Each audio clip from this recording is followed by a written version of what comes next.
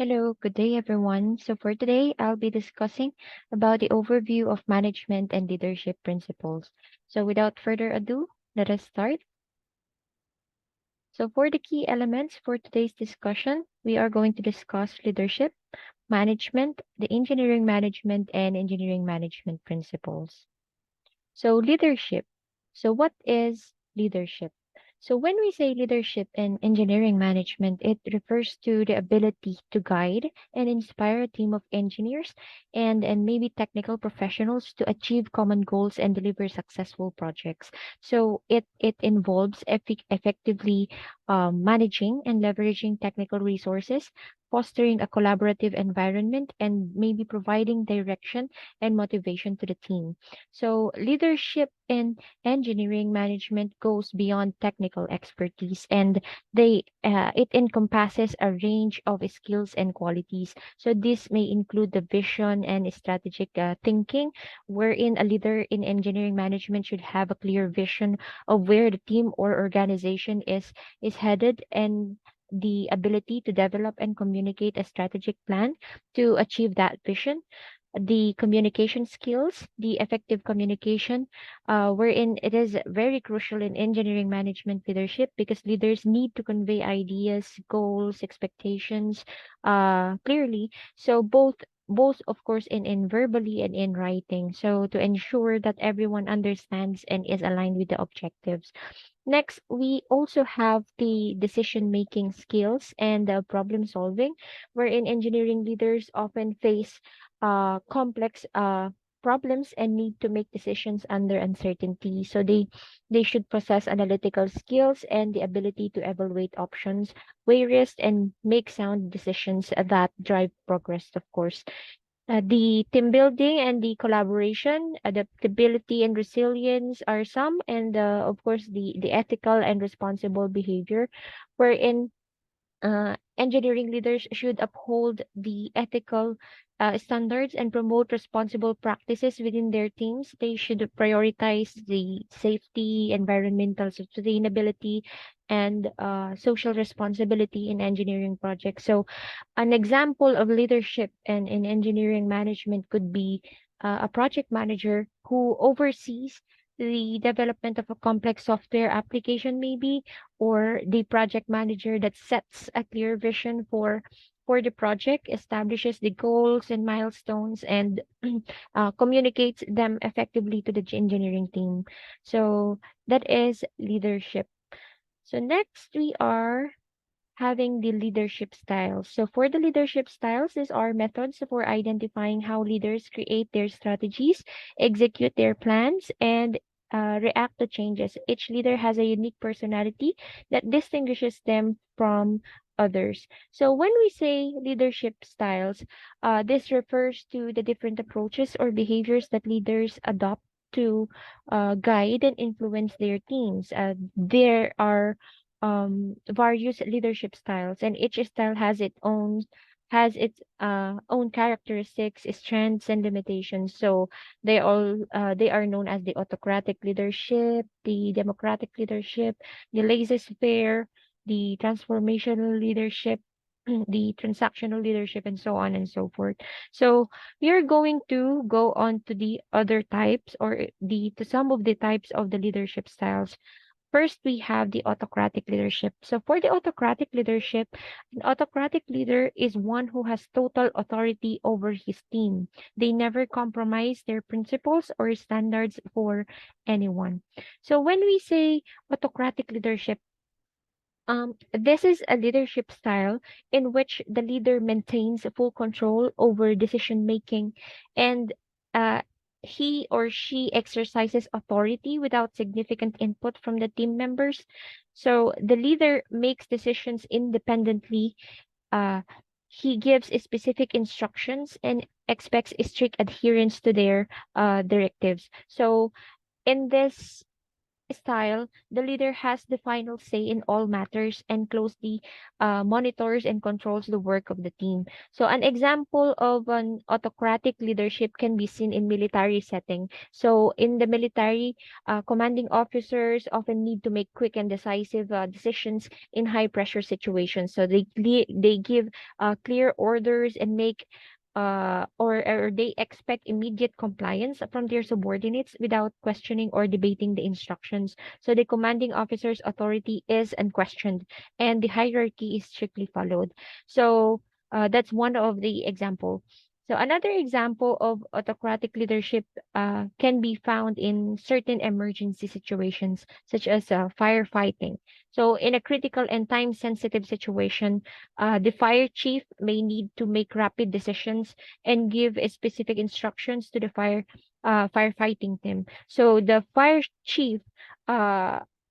chief's autocratic leadership style ensures that the team acts swiftly and follows a coordinated approach to contain and extinguish the fire. So they are prioritizing safety and efficiency, of course. So while autocratic leadership can be effective in situations that require quick decision making or in times of crisis, it has some limitations. And the lack of involvement and the input from the team members can lead to reduced motivation, limited creativity, and a lack of ownership among the team. So it can create a hierarchical, top-down communication, uh, a hierarchical top-down structure of communication that may actually hinder open dialogue and collaboration. So additionally, the over-reliance on the leader's decisions may result in missed opportunities for innovation and the development of individual skills within the team. So overall, I can say that autocratic leadership is most suitable in situations where a clear chain of command or a rapid decision making or an immediate compliance are necessary. However, it is important for leaders to recognize when a more participative or collaborative leadership style may be more appropriate to foster, of course, the team engagement, the creativity, and long-term growth. Next, we have the laissez-faire leadership. So for the laissez-faire, the phrase laissez-faire is derived from the French verb permettre à faire. I don't know if I pronounced it right, but yeah, that is it. So team members are allowed to carry out their duties as they see fit under this kind of leadership. So for this one, laissez-faire leadership, it is also known as the uh, hands-off leadership. It is a certain leadership style in which the leader takes a relatively passive approach and provides minimal guidance or direction to the team. So, in this kind of a style, the leader delegates authority and decision making power to the team members, so allowing them to work independently and make their own choices. So the leader offers little interference and allows the team to operate with a high degree of autonomy. So an example for this one for laissez-faire leadership can be found in maybe in a research and development team where individuals are highly skilled and knowledgeable in their respective areas. So the leader trusts the expertise and the capabilities of the team members, he or she gives them the freedom to explore and innovate, and the leader provides minimal intervention, and instead he or she just focuses on creating a supportive environment and facilitating resources as needed. So maybe another example is laissez-faire leadership can be seen in a creative agency or a design studio. So the leader recognizes the team members as creative professionals who thrive when given space and freedom to express their ideas. So the leader allows team members to work on projects independently, providing general objectives and goals while giving them the flexibility to explore their own creative processes and approach. So, of course, while this kind of leadership can foster independence and creativity within a team, it also comes with potential drawbacks as a without clear direction or guidance. Some team members may feel uncertain, or maybe they can feel overwhelmed. So the lack of structure and accountability can result in a lack of coordination and alignment among their team members, so leading to inefficiencies and reduced productivity. So additionally, in situations where team members require more guidance or support, the absence of active leadership may hinder their development and their growth. So for this one, laissez-faire is one of the most effective style of leadership when working with highly skilled and self-motivated individuals or teams who possess a high level of expertise and experience, because it allows them the freedom to explore their own ideas, to take ownership of their work and find innovative solutions. However, it is important again for the leaders to strike a balance and remain available for guidance and support when needed. So that is to ensure that the team maintains a clear sense of purpose and direction. So next we have the democratic leadership. So this style of leadership promotes a healthy work atmosphere by allowing team members and leaders to contribute equally. So democratic, I think this is one of the famous style of leadership. So it is also known as the participative leadership. It is a leadership style that emphasizes collaboration, involvement, and shared decision making. So in this style, the leader actively seeks input, ideas, and opinions from the team members, and he or she encourages their participation in the decision making process. So the leader values the diverse perspectives and contributions of the team, and it ultimately he or she ultimately making decisions that reflect the collective input. So an example of democratic leadership can be found in a software development team. So wherein the leader recognizes that the team members possess valuable technical knowledge and expertise. So the leader conducts a regular meetings to discuss project goals, challenges, and possible solutions. So during these meetings, the leader actively encourages team members to share their insights, their ideas and concerns. So the leader listens attentively to the input, and he or she facilitates open dialogue and ensures that everyone's perspectives are considered before making final decisions. So that's one of the example. So maybe you can also consider uh, uh, an academic research group as an example, wherein the leader fosters an environment where team members feel empowered to contribute their ideas and insights. So the leader conducts brainstorming sessions, encourages critical thinking, and he or she actively involves team members in shaping the research direction and methodologies. So here, the leader values and incorporate the diverse expertise and viewpoints of the team to enhance the quality and the impact of the research. So as you can see as you have seen onto the examples, democratic leadership provides several benefits. So it promotes a sense of ownership and commitment among team members as they feel heard, respected, and valued. It also fosters a collaborative and inclusive work culture. It encourages innovation and nurtures creativity.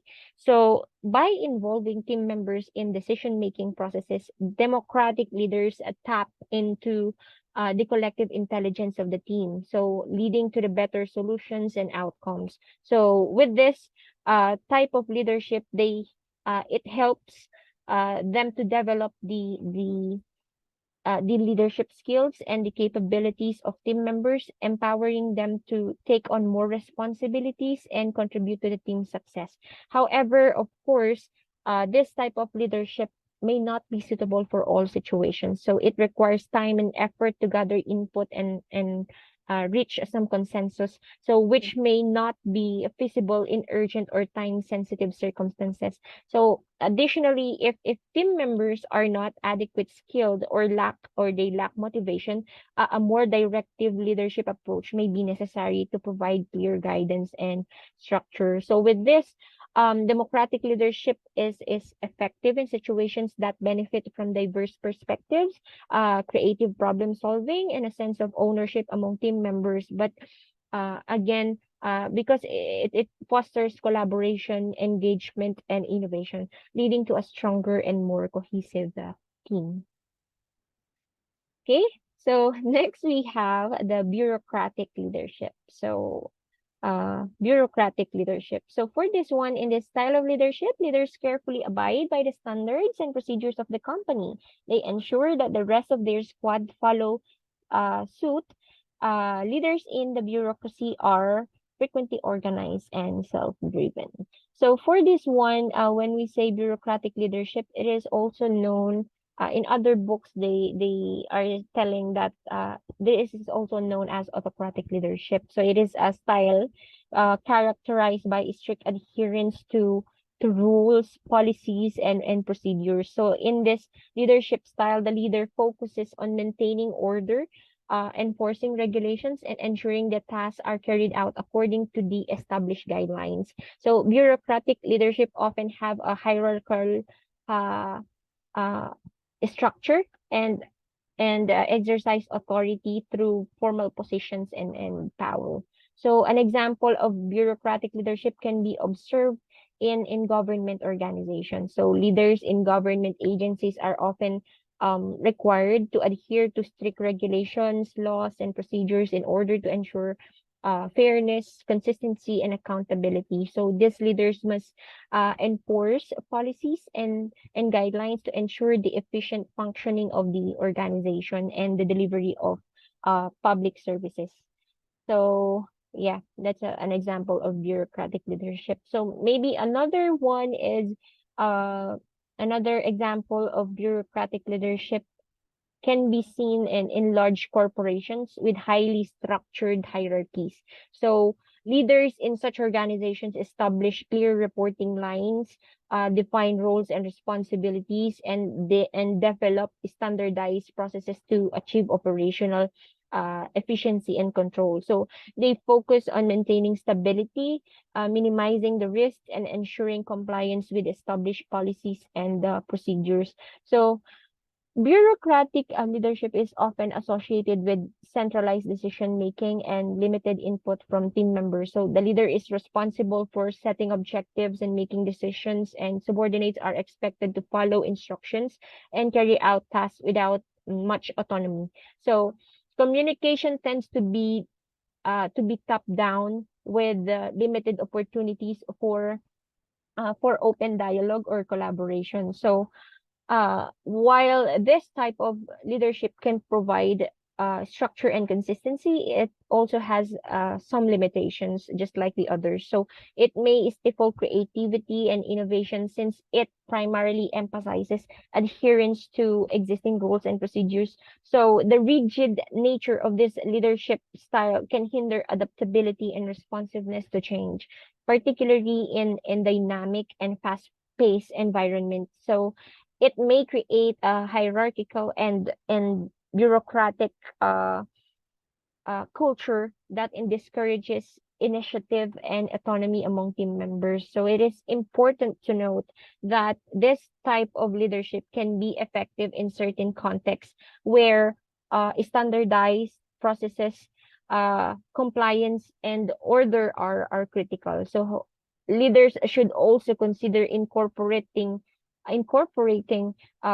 elements of other leadership styles to foster flexibility, engagement, creativity within their team. So this can help balance the need for efficiency and control with the benefits of empowering and motivating team members.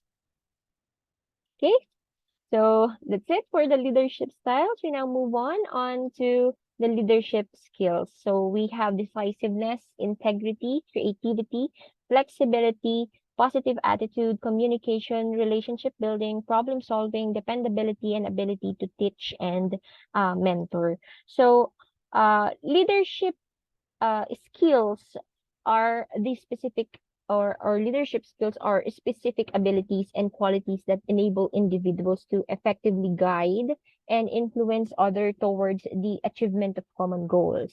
So this skills encompasses a wide range of attributes and behaviors that contribute to effective leadership. And decisiveness is one wherein leaders need to make timely and informed decisions even in complex or uncertain situations. So decisiveness involves analyzing information, evaluating options, and taking action with confidence, of course. Next, leaders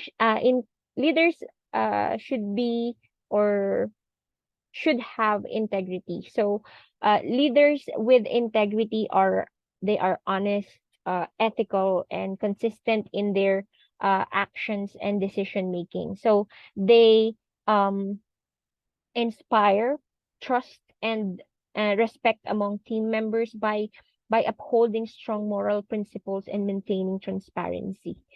So next, a leader should be creative. So creativity. So effective leaders encourage and embrace innovation and the out of the box thinking. So they inspire creativity within their teams.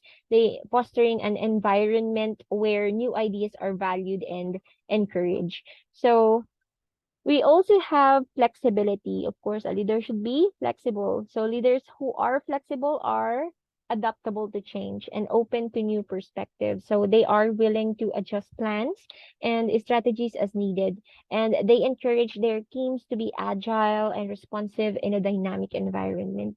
Okay, and a leader should have positive attitude. So leaders with a positive attitude inspire and motivate their teams. So they approach challenges with optimism, encourages a can-do mindset, and and they create a supportive and energizing work environment.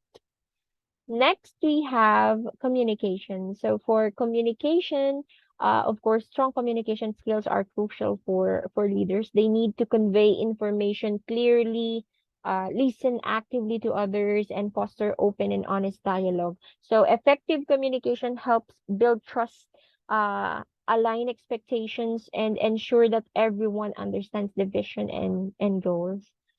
Relationship building. Of course, leaders who excel in relationship building create strong connections with their team members. So they build rapport, show empathy, and invest in developing positive relationships based on trust and mutual respect.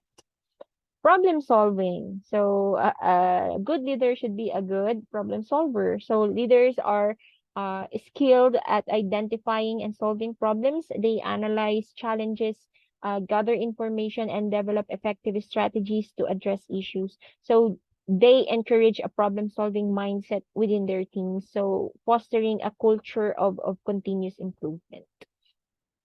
Next, dependability. So a leader should be dependable. Leaders who are dependable follow through on their commitments and can be relied upon. So they fulfill their responsibilities, they meet deadlines, and demonstrate a strong work ethic. So their consistency builds trust and confidence among team members. And finally, a good leader should have the ability to teach and mentor. So effective leaders have the ability to guide and develop others. They provide guidance, support, and constructive feedback to help team members grow and succeed. So they foster a learning environment where individuals can develop new skills and reach their full potential.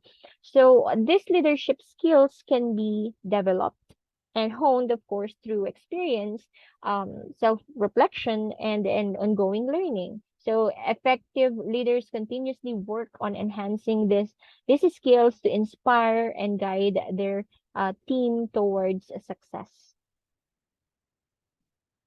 Next, we have the leadership theory. So Leadership theory, this involves behavioral theory, contingency theory, the great man theory, the management theory, and some others.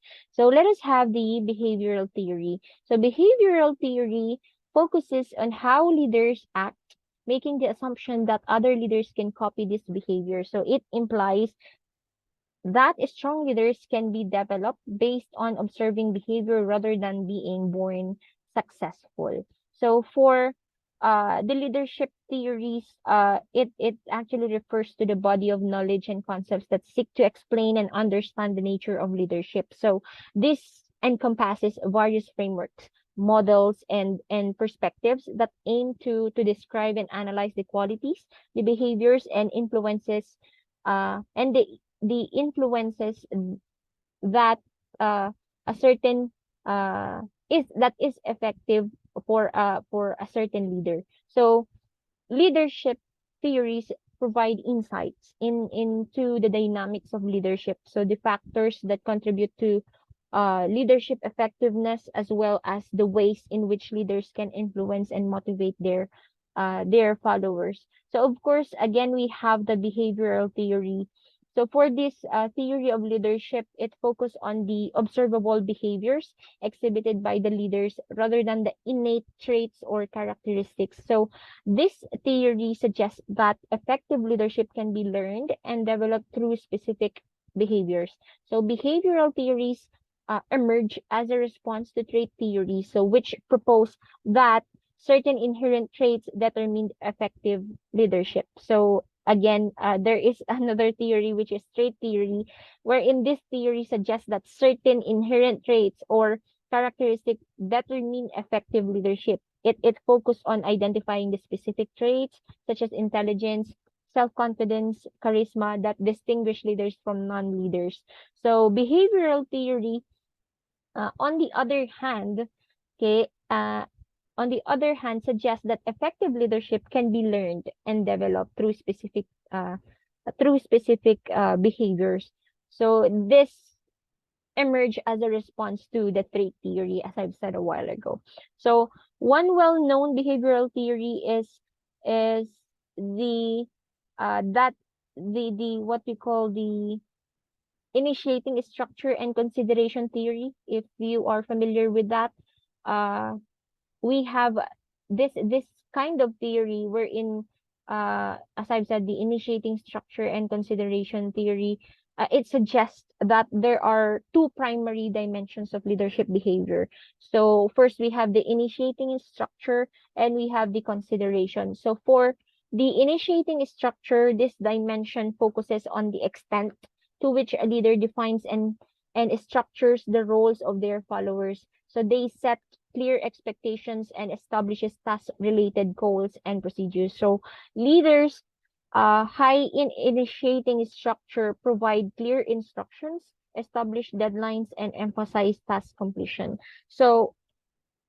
on the other hand, we also have the consideration, okay, the consideration wherein, or the consideration dimension, wherein this focuses on the extent to which a leader shows or shows concern for the well-being, the needs, and the feelings of their followers. So leaders high in consideration are supportive, they are approachable, and build positive relationships with their team members.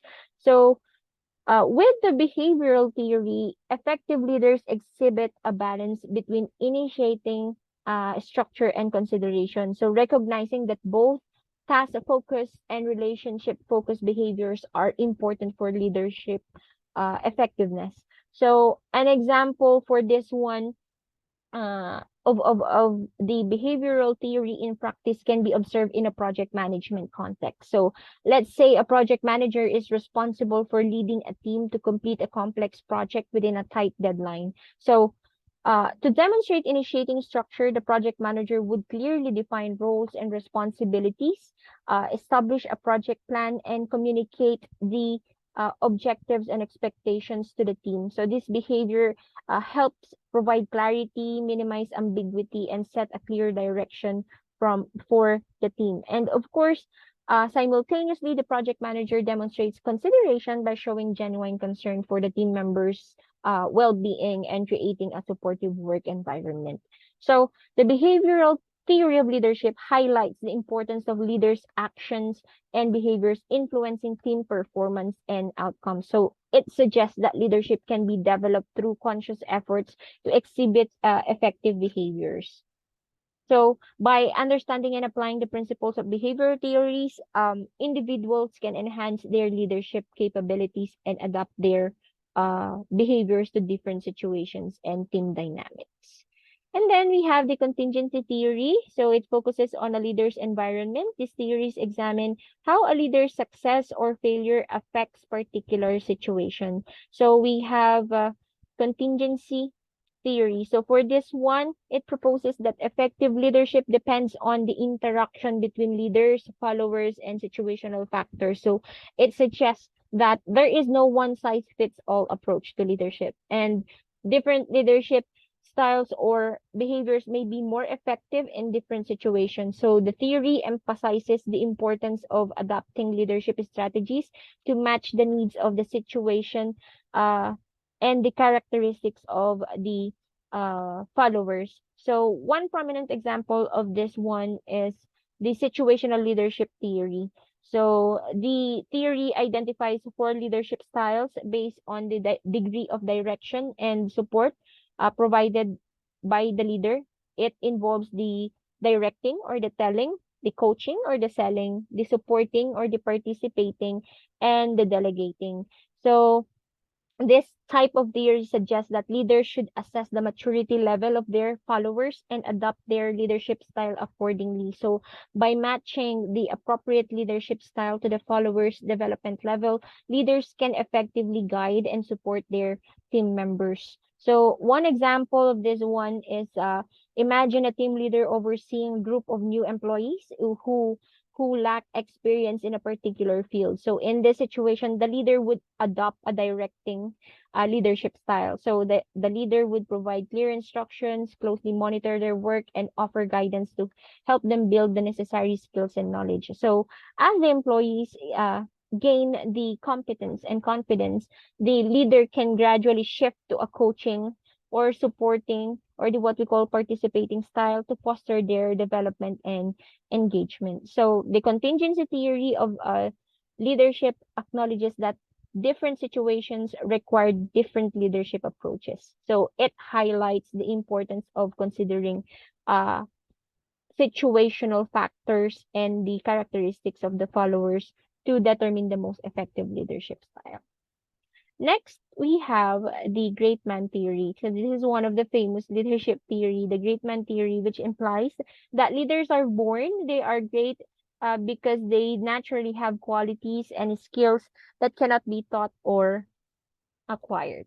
So with this one, the great man theory suggests that leadership is inherent and is possessed by individuals who are born with certain exceptional traits or qualities.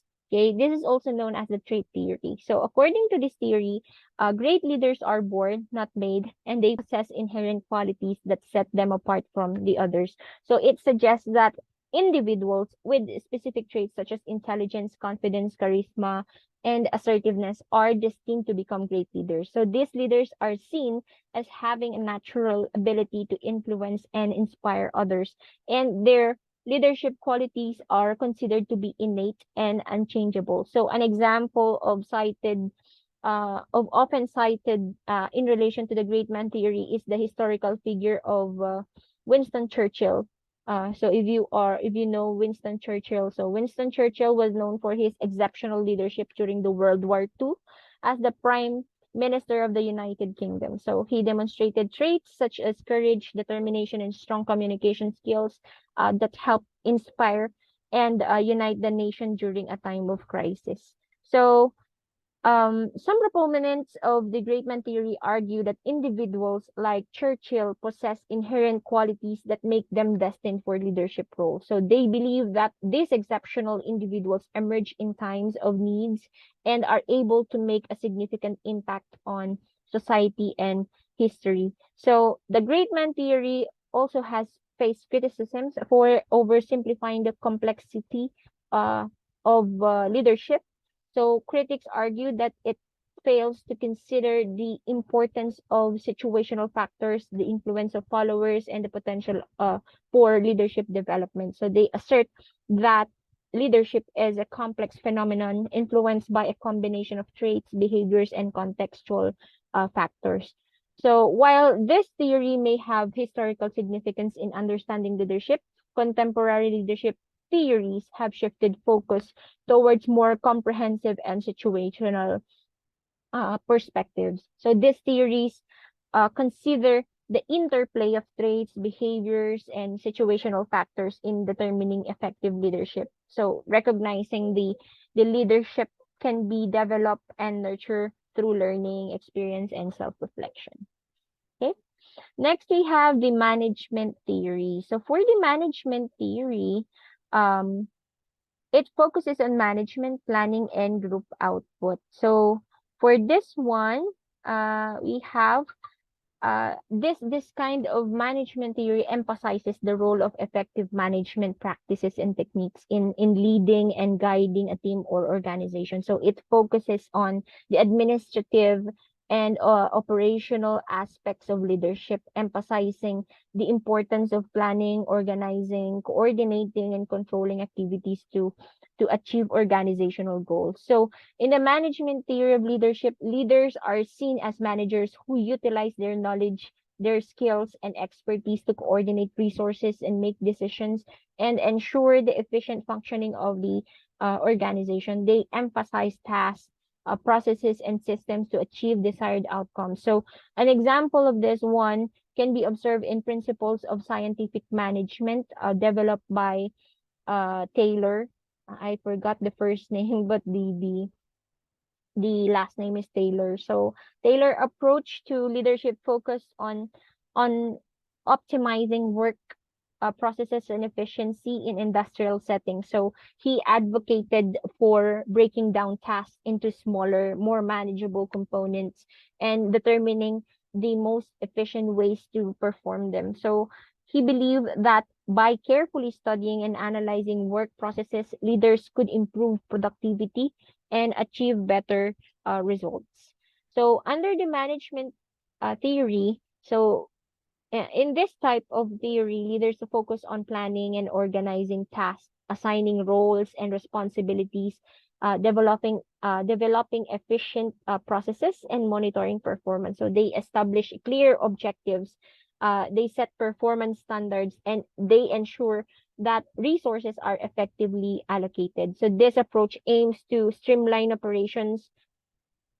This also aims increase productivity and maximize output. So this also emphasizes the importance of efficient processes and administrative functions, but it may also overlook other critical aspects of leadership, such as the vision, inspiration, and development of people. Because critics argue that a sole focus on management principles may neglect the human and motivational aspects of leadership, which are crucial for building engaged and high performing teams. So yeah, so that is management theory.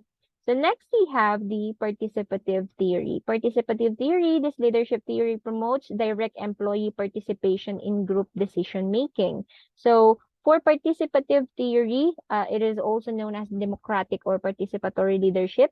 It emphasizes the involvement of team members in the decision-making process. So it recognizes the value of collaboration, empowerment, and shared decision-making in achieving organizational goals and fostering a sense of ownership and engagement among team members. So leaders who adopt a participatory approach, they seek input, ideas, feedback from their team members when making decisions that affect the group. So they value the perspectives and the expertise of their team members and actively involve them in the decision-making process. So this approach fosters a sense of shared responsibility. It encourages creativity and innovation and builds trust and commitment within the team. So an example participative theory of leadership can be seen in the field of project management. So imagine a project manager as I was saying a while ago on my example on the democratic style of leadership. So, a project manager who is responsible for leading a team to develop a new product. So, instead of making all the decisions independently, the project manager actively involves team members in the decision making process. So, they encourage open dialogue and soliciting ideas and and suggestions from team members regarding project goals, strategies, and problem solving approaches. So, uh probably the project manager will conduct a regular team meetings, as I said a while ago. So they provide a platform for open communication where everyone has the opportunity to share their ideas, concerns, and suggestions. So by adopting this kind of leadership style, the project manager empowers team members. It fosters a sense of ownership and commitment, and it encourages creativity and innovation. So this kind of leadership or this kind of theory of leadership, it recognizes that involving team members in the decision making process can lead to higher levels of motivation, job satisfaction, and productivity. So it promotes a collaborative work environment where individuals feel valued and empowered, which ultimately contributes to the success of the team and the organization as a whole. Next, we have the power theory. So, power theory, this idea examines how a leader uses their position of authority and influence to accomplish goals. So, for this one, power theory, it focuses on the use of power and influence to guide and direct others. It examines how leaders utilize their power to motivate, to inspire, and control the behavior of their followers. So, power is seen as a central aspect of leadership. So, as it enables leaders to influence others and achieve desired outcomes. So, uh, in this theory, leaders possess various sources of power that they can leverage to lead effectively. So we have the legitimate power. This power is based on leaders' formal authority and position within the organization. So it is derived from the leader's position in the hierarchical structure, and followers comply with their directives because of their legitimate authority. We also have the reward power. So reward power is based on a leader's ability to provide rewards such as promotions, bonuses, or recognition to motivate and influence followers. And we also have I forgot the other coercive power. The coercive power is derived from a leader's ability to administer punishment or negative consequences. So it involves using threats, discipline, or penalties to influence followers' behavior. And we also have the what we call expert power. Expert power, this is based on a leader's knowledge, skills, and expertise in a particular domain. So it stems from the leader's competence and credibility, and followers are influenced by their expertise and respect for their knowledge. And we also have the referent power. Referent power is rooted in the personal characteristics and charisma of a leader. So it is based on the followers' admiration, respect, and identification with the leader. So followers are influenced by the leader's qualities and aspire to emulate them. So an example of power theory of leadership can be observed in a leadership style of a CEO who has a significant amount of legitimate power due to their high ranking position in the company. So the CEO uses their power to set strategic goals, make important decisions, and direct the organization. So their legitimate power enables them to influence the behavior and actions of their subordinates. So uh the CEO may also leverage the expert power by demonstrating a deep understanding of the industry, providing insightful guidance, and making informed decisions based on their expertise. So, this kind of leadership or this kind of theory highlights the importance of understanding and effectively utilizing different sources of power to influence and lead others. So, it recognizes that leaders possess various forms of power, and that the effective use of power can significantly impact the success and performance of individuals and organizations. So lastly, we have, is it the last one? I guess so. So we have the relationship theory.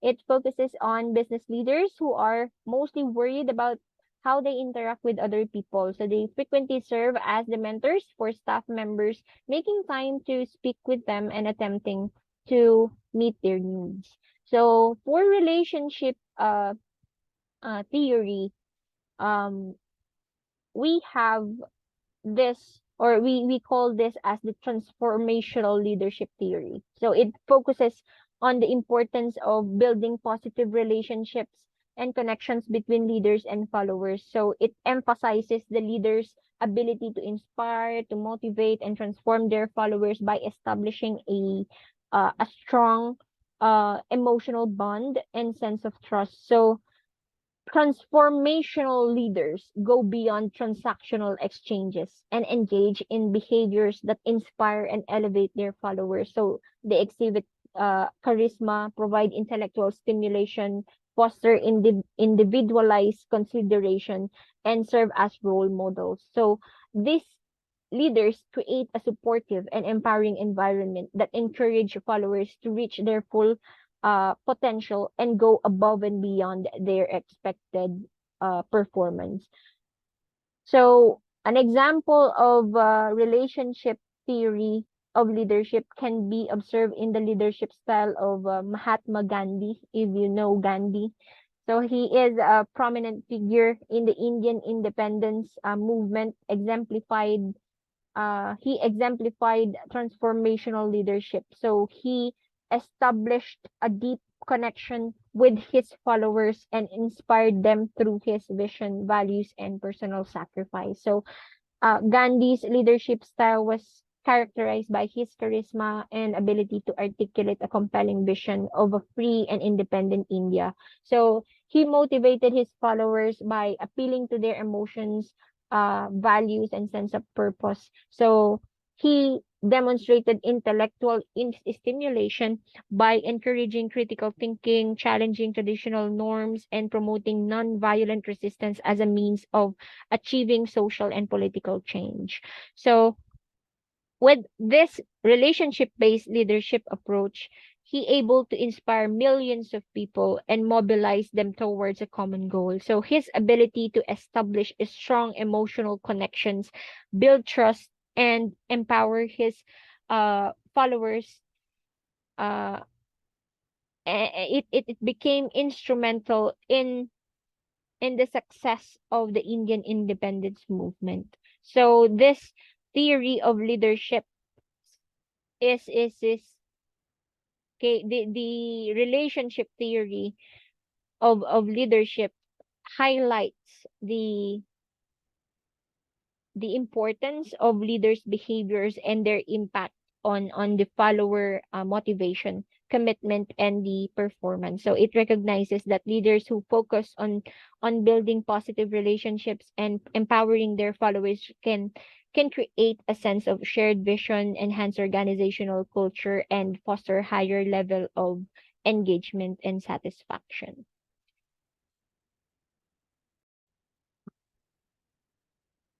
Okay, so to continue, we have the leadership principles.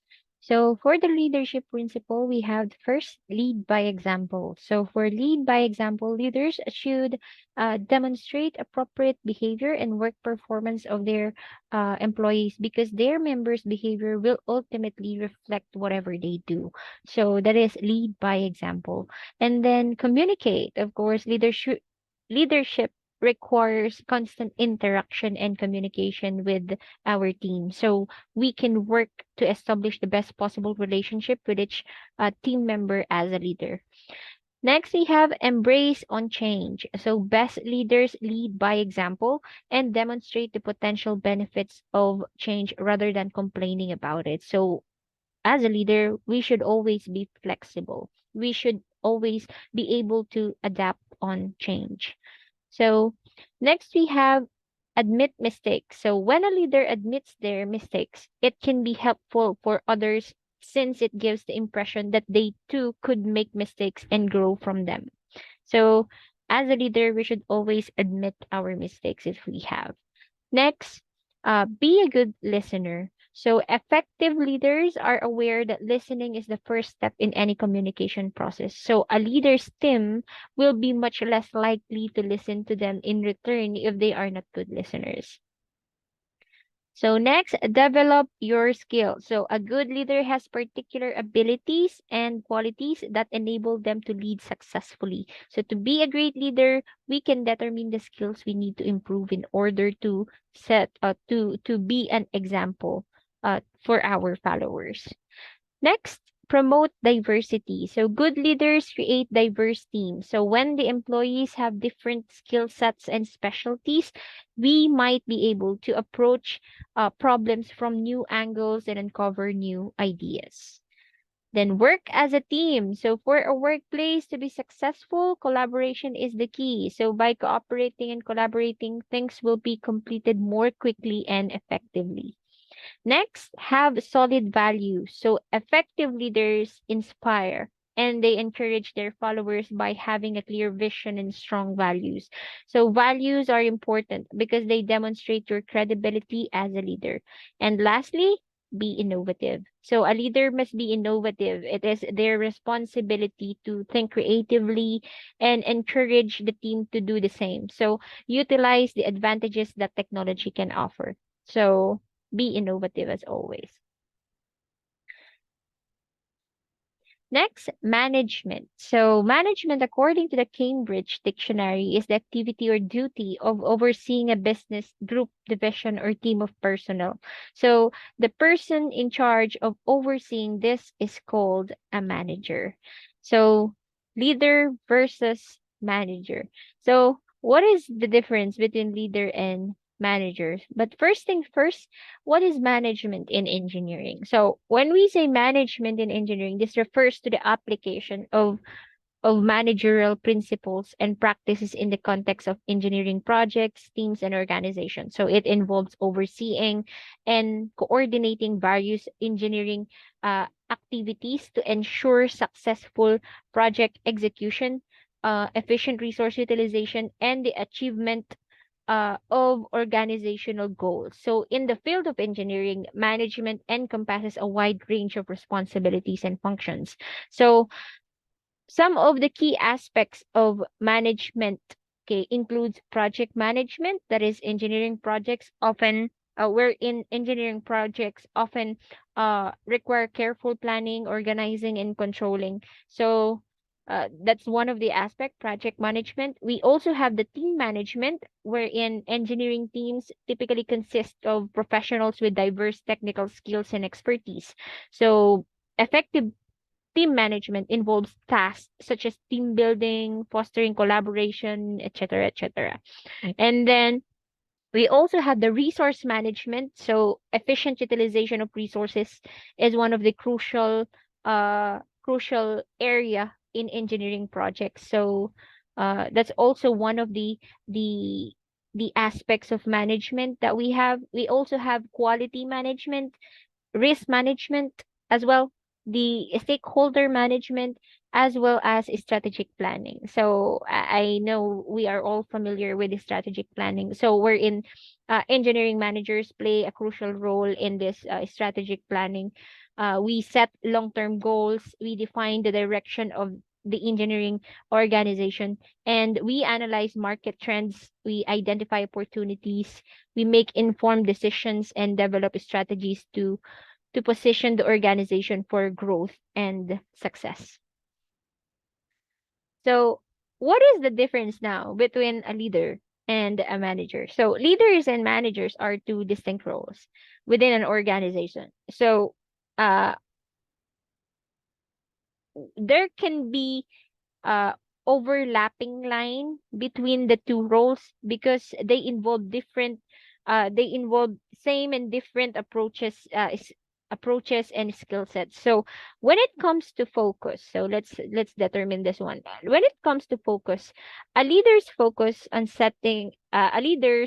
focus is set on a vision, or leaders focuses on setting a vision, in inspiring and motivating others and guiding people towards achieving common goals. So they provide a sense of direction and purpose, encouraging innovation and driving organizational change. Now, managers focuses on planning. They focuses on organizing and controlling resources to accomplish specific objectives. They are responsible for coordinating and overseeing day-to-day operations, ensuring efficiency and achieving predefined targets. Now, on to the aspect of people and tasks. Leaders prioritize people and focus on building relationships, on developing teams, on empowering others. They foster collaboration, mentorship, and provide support to individuals in achieving their potential. While managers, on the other hand, they focus on tasks and processes, ensuring that work is completed effectively and efficiently. They assign responsibilities, monitor progress, and ensure that resources are appropriately utilized to meet project objectives. So in the approach, now on the aspect of approach, I think leaders often adopt a more transformational approach, inspiring and influencing others through their vision and values. They encourage creativity, they embrace change, and foster a culture of innovation and growth. While managers, on the other hand, they typically adopt a more transactional approach. They ensure that work is carried out according to established plans and procedures. They focus on maintaining productivity, adhering to timelines, and managing resources effectively. And when it comes to the aspect of change and stability, leaders are agents of change. They identify opportunities, drive innovation, and guide organizations through transitions. They are comfortable challenging the status quo and adapting to dynamic environments. While managers, on the other hand, they provide stability and consistency. They ensure that existing systems and processes are followed. They minimize disruptions and ensure that operations run smoothly. So they focus more on maintaining organizational structures and achieving operational efficiency. Now, when it comes to the long term versus the short term perspective, I think leaders have a long term perspective, looking beyond immediate goals and focusing on the organization's future. They set a strategic direction, anticipate trends, and make decisions based on long term impact. While managers often have a shorter term perspective, they concentrate on meeting immediate targets and operational objectives. They ensure that work is completed on time, within budget, and according to predefined standards. So it is important to note that the roles of leaders and managers are not mutually exclusive. So effective leaders often possess managerial skills, and effective managers display leadership qualities. So the most successful individuals in an organization can balance both leadership and managerial aspects. So adapting their approach based on the situation and needs of of the organization will make wonders. Next, we have the managerial traits and skills. So a manager should have a set of skills and traits in order to succeed in their work. So some of the most common skills and traits that a manager should possess are leadership skills. Okay, of course, we have leadership skills, professional experience, good communication skills. We have knowledgeable and organizational skills, the time management skills, and know how to delegate, and confident and respectful. Okay, so those are the managerial traits and skills. Of course, as a leader, okay, as a leader, we should always have those necessary leadership skills. Okay, so having leadership skills is a given in being an effective manager. So managers should be able to see the broader picture. So being able to strategize and plan ahead while being able to lead a team in an effective and efficient manner. We also should have the professional experience. So it would give you an edge in being in a certain organization. So the organization would trust you given your professional experience. So this will give us more opportunities to use and hone our skills more. Good communication skills. So one of the best and most important skills of a manager is their communication skills, of course. So not only with the manager be able to effectively communicate with business partners, the manager would also be able to effectively communicate with his team. Knowledgeable. So a manager should be knowledgeable. So a successful manager should not only have experience, but also have knowledge. So a manager should be able to integrate his theoretical knowledge to his task. So having knowledge will help the manager to plan and strategize more effectively alongside his experience in the field. We also have the organizational skills. So that is important skills of a manager to possess. Having great organizational skills could help plan and prioritize tasks to save time and resources. Then time management skills is also one of these important skills. So we time management can save time, which is a valuable resource for all organizations. So saving and using your time optimally would be more productive. Know how to delegate. So it would be more effective to manage a team of employees if you know how to delegate tasks. So this will save time, lessen workload, and improve the relationship between the manager and the employees. And of course, you should be confident in your skills, ability, and experience. So confident enough to carry your team and not get in their heads and be arrogant. And respectful. And of course, as a manager, it is crucial to provide a safe and respected workplace for your staff. So there will be undoubtedly be conflict and tension in the workplace if you aren't able to respect your coworkers. So next we have engineering management. So I think I already discussed this a while ago. What is an engineering management is all about. So what are engineering managers? So engineering managers is the one who manages the group of engineers through research and development of project or task while balancing a number of duties uh, such as planning, organizing, sorry. Okay, such as planning, organizing, staffing, and controlling. So we have this one. So we have planning, staffing, controlling.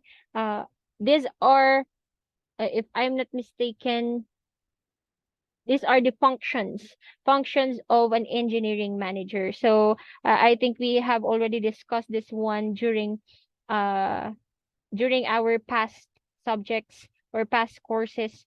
So we as engineering managers, we always integrate planning, organizing, leading, uh staffing and controlling. So when we say planning, okay, planning, we decide what strategies to employ, what actions to take, and what resources are required in order to attain the goal.